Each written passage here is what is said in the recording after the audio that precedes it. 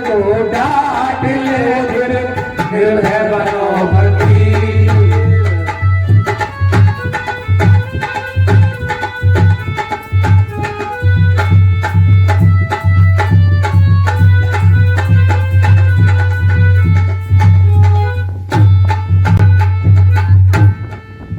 रटना रटे तो ऐसी रटना, रटना रटे तो ऐसी रटना, जैसे चढ़े पांच पे नटना, जैसे चढ़े नास पे नटवा, चढ़ जाए तो पीछे न हटना, चढ़ जाए तो पीछे न हटना। अरे वो तो मन मेरा के दी, मन मार तुरंत तू डांटो।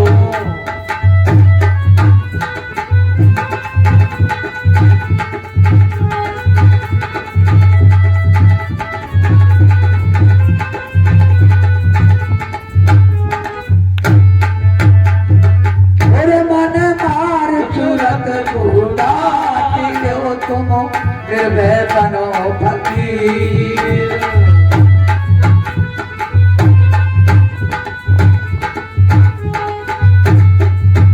तुम निर्भय बनो फकीर। और मन मार सूरत को डांट लो, तुम निर्भय बनो फकीर।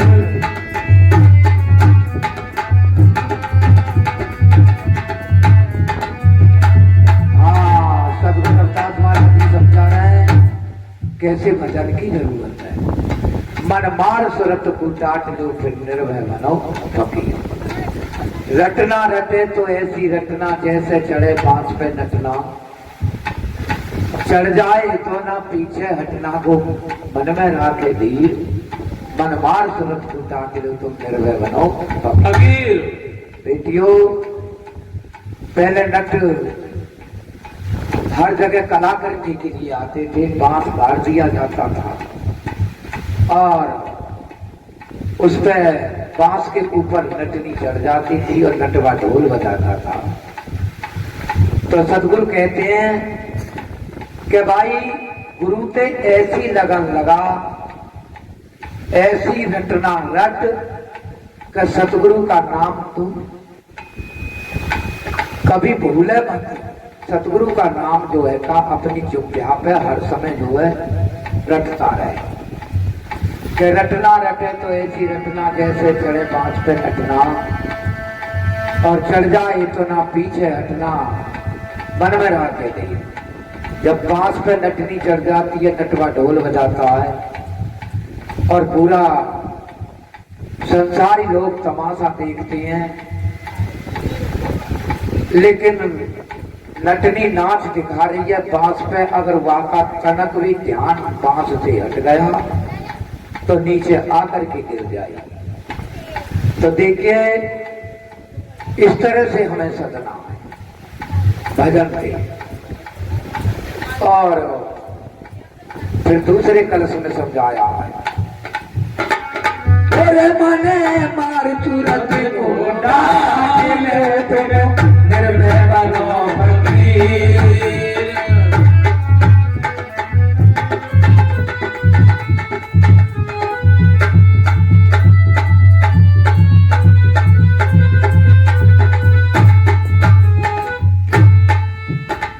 निर्भय बनो फकीर, तुम निर्भय बनो फकीर। हर मने मार सूरत को डांट ले, निर्भय बनो फकीर।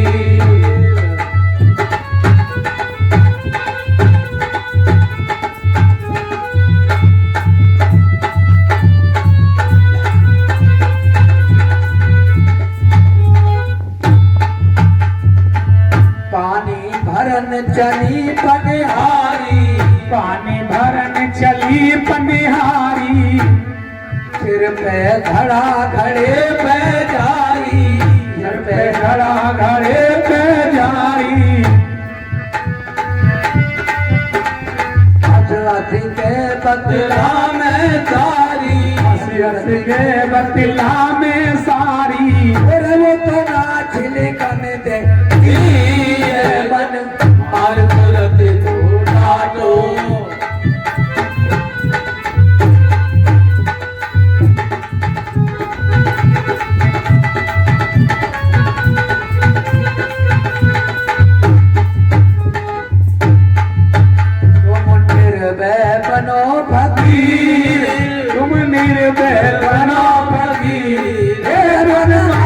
सूरत को डालो तुम निर्भय बनो फकीर।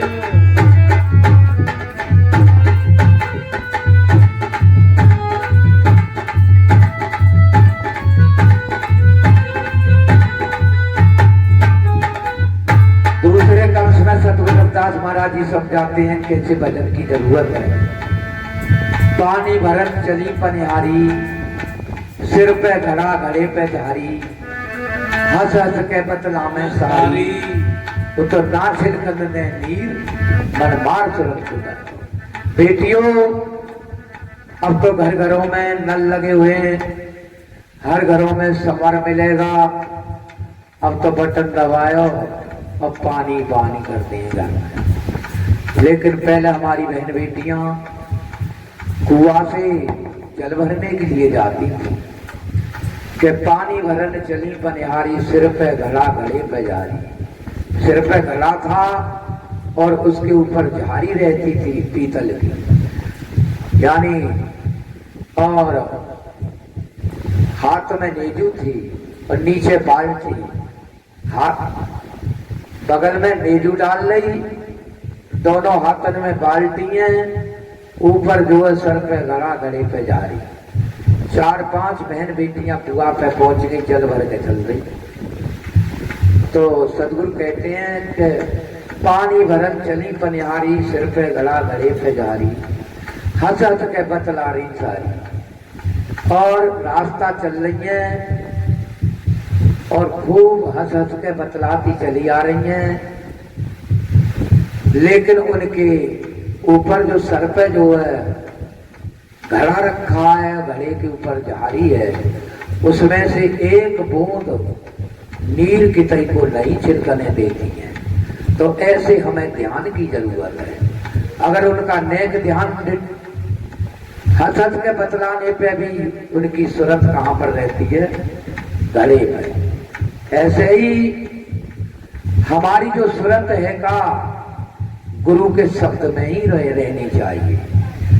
कहिए तासत चोरी होता हुआ इजलो पूसियों, मेरी कोई इच्छा नहीं। इजलो पूसियों, मेरी कोई इच्छा नहीं। और तासत चोरी होता हुआ कि हमारी सूरत है का गुरु के शब्द में ही रहनी चाहिए। लेकिन जब तक हम गुरु की हमारी सूरत गुरु के शब्द में रहेगी तो हमारी सूरत एकदम निर्मल रहेगी। और जब गुरु के शब्द से हटे तो गंदे विचारों में हमारी सूरत उलझ जाएगी और हमारे अंतःकरण में जो है पवित्रता ना आने के कारण हमारे अंतःकरण में गंदगी भर जाएगी, दूषित विचार रह जाएंगे। तो फिर दूषित विचार रह जाएंगे तो हमारे ही रूप है का एक पशुता को अपनाएगा, मनुष्यता को छोड़ करके। तो कभी ऐसा काम नहीं करती। बोले मने मार सूरत को निर्भय बनो फकीर, मेरे मने मार सूरत को डांटो फिर निर्भय बनो फकीर।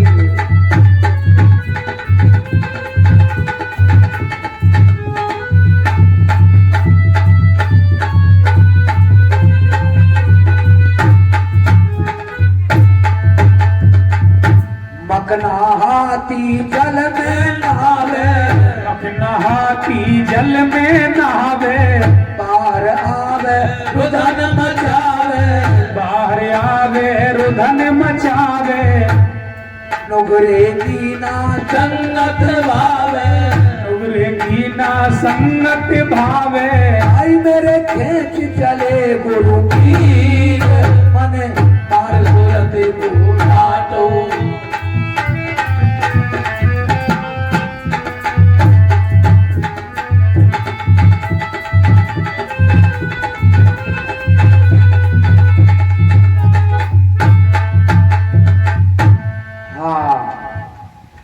मकना हाथी जल में आवे, बाहर आवे तो धुन मचावे, नुगरे की ना संगत भावे।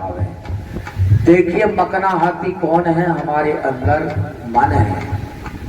जब तक हम सत्संग के अंदर बैठे हैं, जब तक हमारे विचार भी अच्छे बन रहे हैं, हमारी जो सूरत है का महापुरुषों के शब्दों की तरफ और सत्संग की तरफ चल रही है, और सत्संग से हटने के बाद में फिर हमारी सूरत के नाना प्रकार के उलझनों में फंस जाती है? जैसे चुगली है, निंदा है, खोटी है, नाना प्रकार के छल कपट झूठ और निंदा, ऐसी चीजों में हम दूसरे की बुराइयां करते रहते हैं। लेकिन जब तक सत्संग बैठे हैं, जब तक तो हमारा मन शांत है कि मकना हाथी जल में नहावे, बाहर आवे तो धुंध मचावे, नौकरी की ना संगत बहावे, गुरु खेच चले गुरु पीर, मन मार सूरत को डांटो तुम निर्भय बनो फकीर। तो बेटियों, जैसे हमारे निर्मल विचार बन जाते हैं, अंतःकरण की शुद्धि हो जाती है सत्संग को सुनने से, ऐसे ही हमारे विचार और हमारा अंतःकरण निर्मल होना चाहिए। ये नहीं है सत्संग सुनना है जब तक हमारे अच्छे विचार हैं, और सत्संग से हटने के बाद में फिर हमारे वही गंदे दूषित विचारों में फंस गए। ऐसा कभी नहीं करना चाहिए। सत्संग से यही सीख मिलती है। तो फिर किस तरह से कहा है? और मने मार चुराते को डांटी लो तुम, निर्भय बनो फकीर।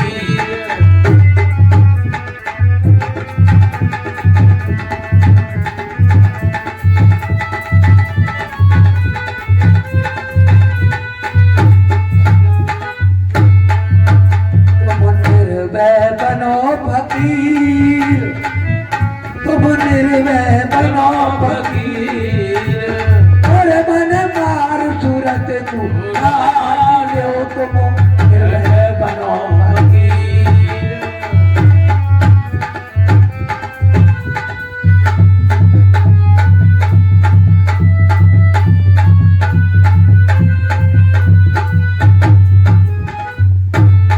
और चौथे कलश में सतगुरु रविदास महाराज जी ने कैसे समझाया है? कमोद कमोद का जल में भागा,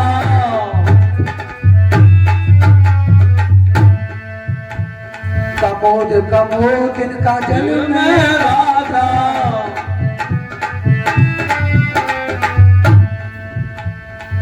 चंद्रमा के लग रही आता,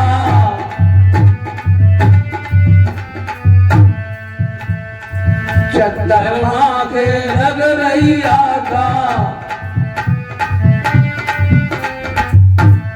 सात सबद भागे रविदासा, सत सबद भागे रविदासा, बोले तुम साधन करो शरीर मने मार सूरत को डालो।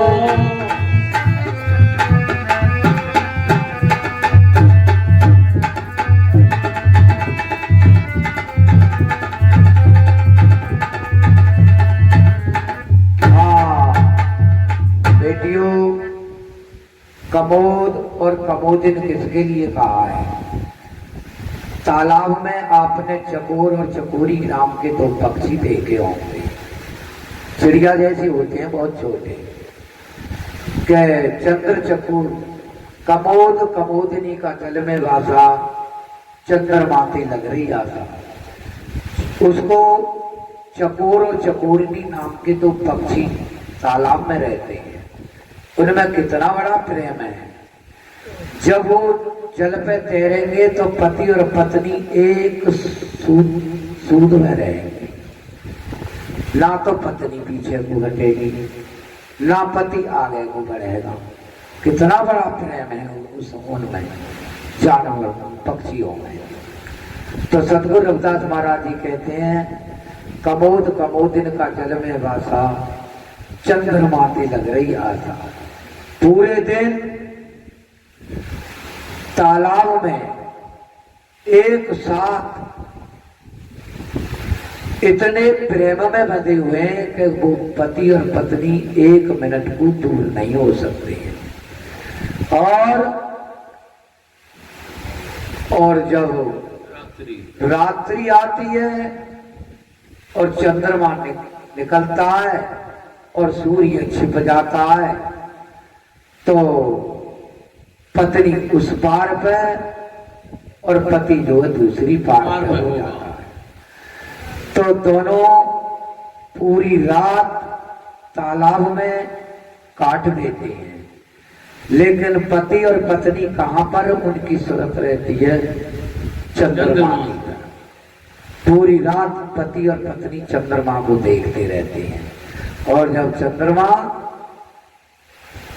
अस्त होता है और सूर्य उदय होता है, तो फिर पति और पत्नी एक साथ जुड़ करके आ जाते हैं। तो सतगुरु रविदास महाराज जी कहते हैं, मानव तेरे अंदर तो जरा भी प्रेम नहीं, तनक देर में खटपट कर दे, लड़ाई झगड़ा कर दे हैं, तो पति और पत्नी में ऐसा प्रेम होना चाहिए। तो कहा भी है वहां पर, ऐसा ध्यान लगाइए जो पति वीरता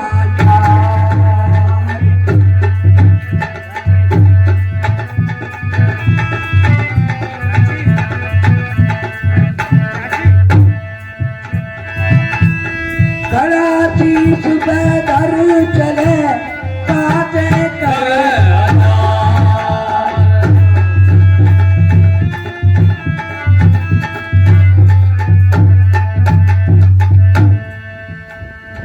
ऐसा ध्यान लगाइए जो पतिव्रता नार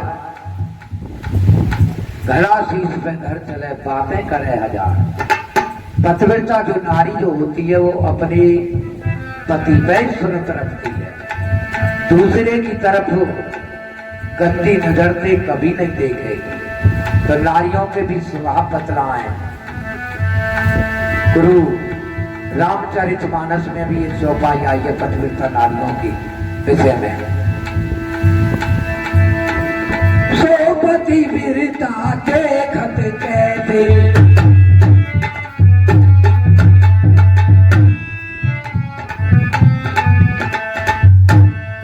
भ्राता पिता पुत्र जैसे, भ्राता पिता पुत्र जैसे।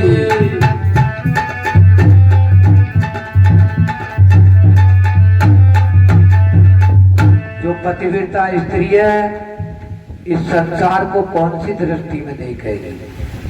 तीन दृष्टि बतलाई है पतिव्रता नारियों के लिए। सो पतिव्रता देखत कैसे, भ्राता पिता पुत्र जैसे। तीन प्रकार की दृष्टि में देखे। जो अपनी उम्र के बराबर है उसे अपना भाई के रूप में देखेगी कि ये मेरा भाई है। भ्राता पिता, और अपने से 10-15 साल बड़ा है तो उसे पिता के तुल्य देखेगी कि ये मेरा पिता है, मैं इसकी पुत्री के समान हूं। और छोटा सा बच्चा है उसको पुत्र के रूप में देखेगी कि ये मेरा पुत्र है। तो ये पतिव्रता नारियों के धर्म है। तो बेटियों फिर कहा है, स्त्री पुरुष की एक मत होई,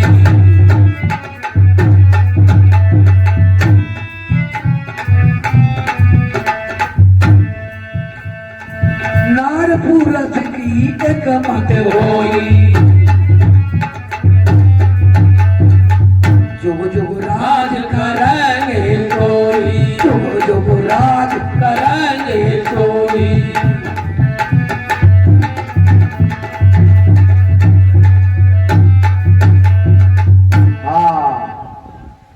पति कुछ और कह रहा है, पत्नी कह रही है ना, ऐसा ना होगा, ऐसा हो इतने को आजाब खींच गए। तो भाइयों, पति और पत्नी के लिए एक सूत्र में रहना चाहिए। अगर तुम एक सूत्र में बंद करके रहोगे तो तुम्हारे घर के अंदर कभी कलह नहीं हो सकती है।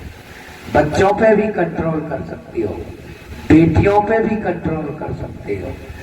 जब खुद में ही विघटन है हो तो फिर हम संगठन परिवार पे नहीं कर सकते हैं। तो बेटियों, मैं अपनी वाणी के लिए यही विराम देता हूं और